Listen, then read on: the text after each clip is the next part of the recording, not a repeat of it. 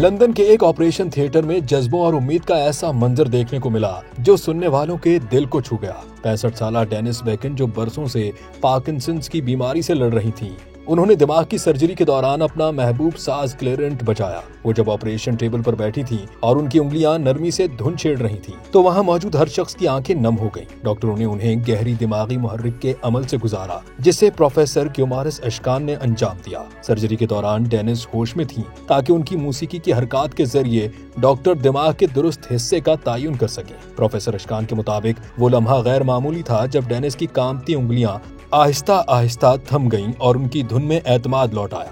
Operation के बाद Dennis ने मुस्कुराते हुए कहा कि मैंने महसूस किया कि मेरी रूह दोबारा जिंदगी की ताल में बजने लगी है। ये सिर्फ एक तिब्बी कामयाबी नहीं थी बल्कि हौसले, उम्मीद और इंसान के अंदर की मौसीकी की जीत थी।